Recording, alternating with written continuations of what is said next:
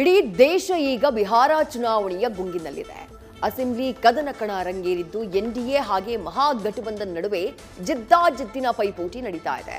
ಚುನಾವಣೆ ಗೆಲ್ಲುವಂತಹ ಭರದಲ್ಲಿ ಭರವಸೆಗಳ ಮೇಲೆ ಭರವಸೆಯನ್ನ ನೀಡಲಾಗ್ತಾ ಇದೆ. ಜೆಡಿಯು ಬಿಜೆಪಿ ಮೈತ್ರಿ ಪಕ್ಷ ಸಂಕಲ್ಪ ಪತ್ರದ ಜೊತೆಗೆ ಜೈ ಕಿಸಾನ್ ಜೈ ಸಮ್ಮಾನ್ ಅಂತ ಹೇಳಿದೆ. ಇತ್ತ ಬೆಂಗಳೂರಲ್ಲಿ ನೆಲೆಸಿರುವಂತಹ ಬಿಹಾರದ ಮತದಾರರ ಓಲೈಕೆಗಿಳಿದಂತಹ ಡಿಸಿಎಂ ಡಿಕೆಶಿ ವಿರುದ್ಧ ಜೆಡಿಎಸ್ ವಾಚಾಮಗೋಚರ ಹರಿಹಾಯ್ದಿದೆ.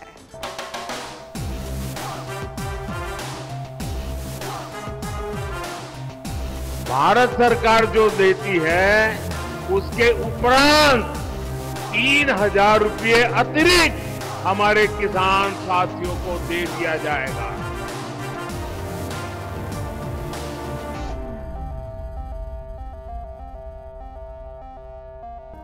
ಬಿಹಾರದ ಅಖಾಡ ಜಗಜಟ್ಟಿಗಳ ಕಾಳಗಕ್ಕೆ ಸಜ್ಜಾಗಿದೆ. ಜ್ಞಾನ ಶಾಂತಿಯ ಸಂದೇಶವನ್ನ ಇಡೀ ಜಗತ್ತಿಗೆ ಸಾರಿದ್ದ ಮಹಾಮಹಿಮ ಬುದ್ಧ, ಅದೇ ಬುದ್ಧನ ಬಿಹಾರವೀಗ ಮತ ಕದನದ ಅಗ್ನಿ ಪರೀಕ್ಷೆಯ ಕುದಿ ನೆಲವಾಗಿದೆ. ಬಿಹಾರದಲ್ಲಿ ಈ ಬಾರಿ ವಿಜಯಮಾಲೆ ಯಾರ ಕೊರಳಿಗೆ ಬೀಳಲಿದೆ ಅನ್ನೋದು ಸದ್ಯದ ಬಹುಚರ್ಚಿತ ವಿಚಾರ. ಇಡೀ ದೇಶಕ್ಕೆ ದಿಕ್ಸೂಚಿಯಾಗಿರುವ ಬಿಹಾರ ಎಲೆಕ್ಷನ್ ಗೆಲ್ಲೋಕೆ ಅಂತಿಮ ಹಂತದ ಪ್ರಚಾರ ಬಿರುಸು ಪಡ್ಕೊಂಡಿದೆ.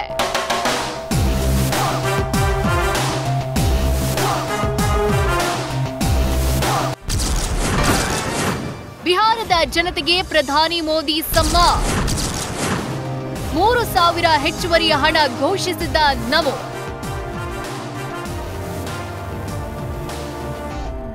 ಬಿಹಾರ ಉತ್ತರ ಭಾರತದ ಅತ್ಯಂತ ಹಿಂದುಳಿದ ರಾಜ್ಯ.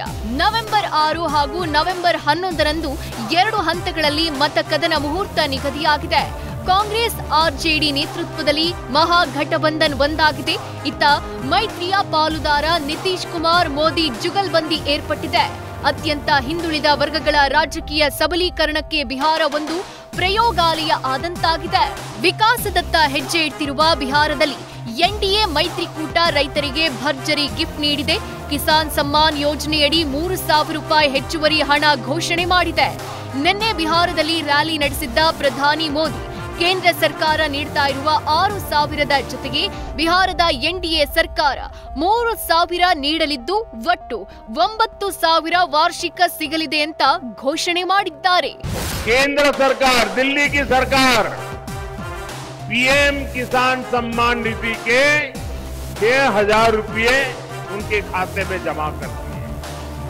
अब बिहार एनडीए ने एक घोषणा की है कि यहां फिर से सरकार बनने के बाद भारत सरकार जो देती है उसके उपरांत 3000 रुपये अतिरिक्त हमारे किसान साथियों को दे दिया जाएगा.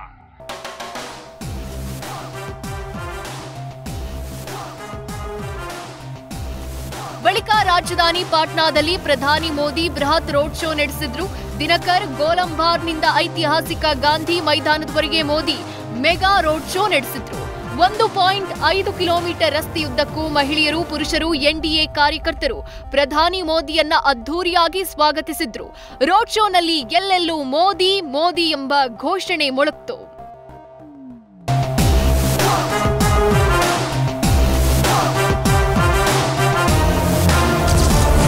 ಕಾಂಗ್ರೆಸ್ಗೆ ಮತ ನೀಡುವಂತೆ ಬಿಹಾರಿಗಳಿಗೆ ಡಿಕೆಶಿ ಭರವಸೆ. ನಿವೇಶನದ ಭರವಸೆ ನೀಡಿದ ಡಿಕೆಶಿ ವಿರುದ್ಧ ಜೆಡಿಎಸ್ ವಾಗ್ದಾಳಿ.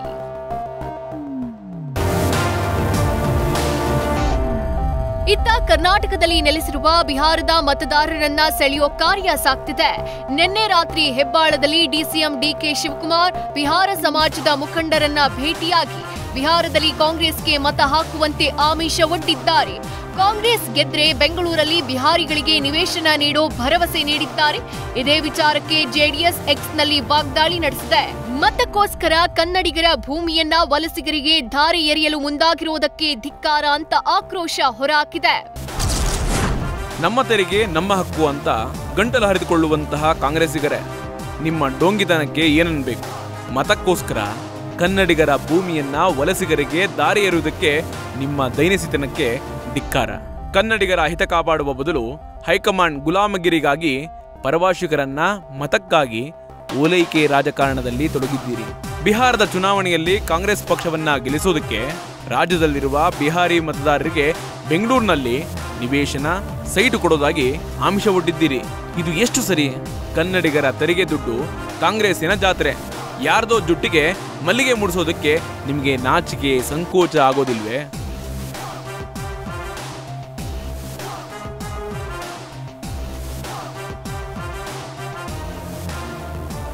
ಒಟ್ಟಾರೆ ಬಿಹಾರದಲ್ಲಿ ಕಳೆದ 20 ವರ್ಷಗಳಿಂದ ನಿತೀಶ್ ಕುಮಾರ್ ತಾನು ನಡೆದಿದ್ದೇ ದಾರಿ ಎಂಬಂತಾಗಿದೆ.